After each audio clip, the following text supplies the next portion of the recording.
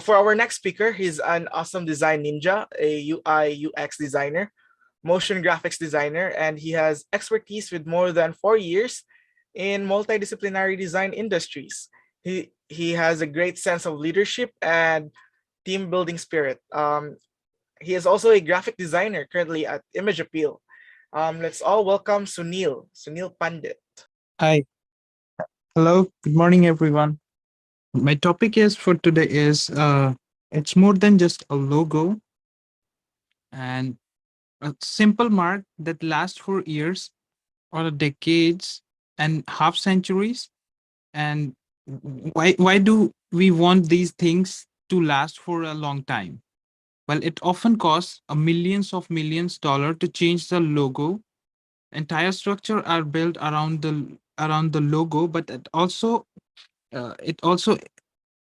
if we stick to the logo around over the year, it can become a vessel to hold the association feeling that will have the company represented and develop quite a bit of emotional attachment to the logo, which we call them identity for a reason. So how do we create something simple and that can endorse and also on the same time it can last for a long time?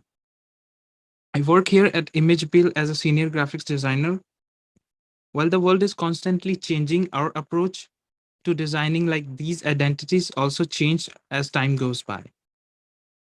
And for us, the relationship with client is like a dominant key thing. And the reason is we're gonna base and establish a good design for logo sooner or later. We're gonna have to push back from the client to say no. Mostly they will say, I like it, but in some manner they could say, what the hell is this? I don't understand it. What does it mean? No, uh, couldn't we use a picture of a building and couldn't we use a picture of a sculpture? I hate it. Right. This is for the feedback we will get for the logo while we design on the initial phases. So sometimes we also have to say no. We can't use those buildings. We can't use those sculptures on the same time because this feedback taught us that we don't need to like the logo right away, but what we need is the purpose itself, and we have to deal with it and explain it to our clients. So, what is a good logo? Well, there are many misconceptions about the logos. People think that they have to tell a lot about the logo, or it has to be interesting or pretty or move us emotionally. In fact, the logo does not have to do any of that. A logo has to work so it can stick around, and over time, it builds its recognition. So we kind of condense with three basic things that we are looking at. What makes a good visual identity? Starting with the very first one, it's an appropriate. The logo should be an appropriate. It needs to feel right.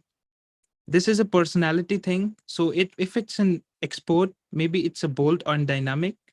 If it's a fashion, maybe it should be elegant, but it's a character.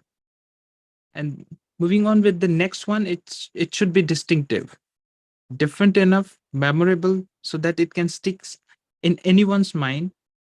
You see it once or twice, we can describe it to someone, or we can doodle it on a piece of paper. And definitely that's a good sign for the logo.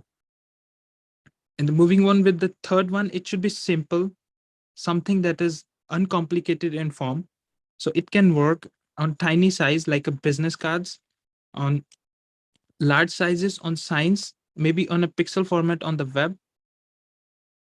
That's what we are looking for it.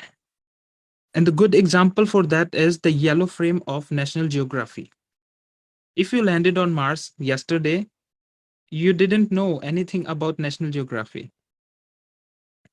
You'll say, what the hell is this? It's a yellow rectangle.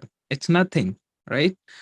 But in fact, in combination with the name and through consistent use, it's a perfect vessel for for all the associations and the feeling of people have with National Geographics. But this can only happen over time, and it convinces me to convey the potential of good logo design to work with long term clients, rephrase over and over again with the desire to feel an emotional connection immediately. A logo does not only grabs attention, logo does not only make strong impressions, a logo does not only the foundation of your brand. Logo does not only memorable, a logo does not only separates you from your competitors. Logo is more than that.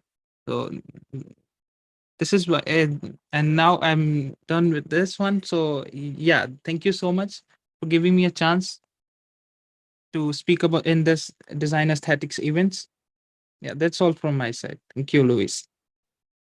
Thank you so much, Sunil, for sharing how to create logos and um, discussing with us the creative aspects of logos. Before you go, I'd like to ask a question from our Facebook audience, Danica. She wants to know if why does brand image matters? Why do you think brand image matters? Okay, so it matters when you talk in terms of in terms of your business. It matters over time, as I just explained you a while ago, that brand is something that you build over time. It can't be built overnight, Right. right? It takes time. So that's like for you're having, you should be consistent with your brand. You can't just simply swap your logos and swap your brand identities like uh, two times in a year or three times in a year just based on your mood. It should be consistent. It should be pretty much interesting. Like before doing that, you should be having some thought process on it. So that's what I can say on this. Okay. Thank you so much, Sunil. Yeah, I totally agree. Brand image really matters for businesses as it's how they would be remembered by most of their clients and customers online, especially online, and even in the even brick and mortar or in the traditional aspects of marketing. Okay. Okay. Thank you so much, Sunil.